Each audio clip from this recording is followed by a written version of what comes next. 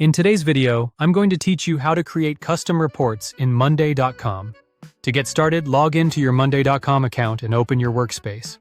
Before building any report, make sure the boards you want to use already contain data.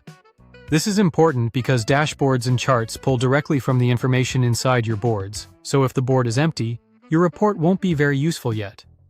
Once you're in, click the plus icon to add a new item, and then choose Dashboard.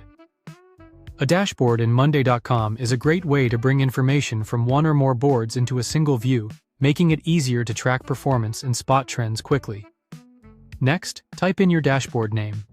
In this example, we're using Sales Report Dashboard. Giving your dashboard a clear name helps keep your workspace organized, especially if you plan to create several dashboards for different teams or goals. After that, click Create Dashboard. Now you'll have a blank dashboard ready for customization. From here, add your first widget. Widgets are the building blocks of a dashboard.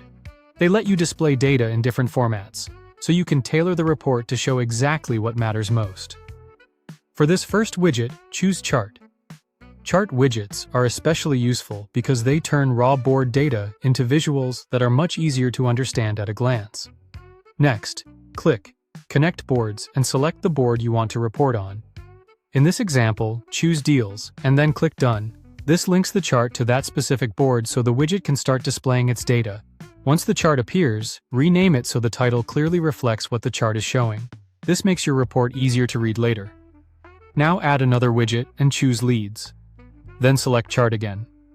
Charts are essential in reports because they simplify large amounts of information and help highlight patterns, progress, and outcomes in a visual way. After both chart widgets are in place, add filters. In this example, there will be two filters, one for the Deals board and another for the Leads board. Filters help narrow down the data so your report focuses only on the results you want to analyze. When setting up the filter, select All Boards. This option allows you to manage filtering across connected sources in one place.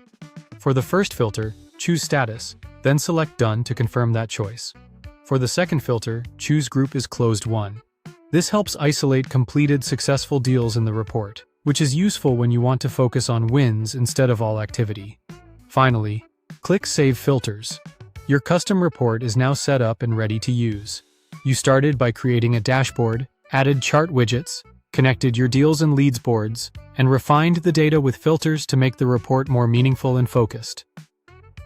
Thank you for watching and subscribe for more.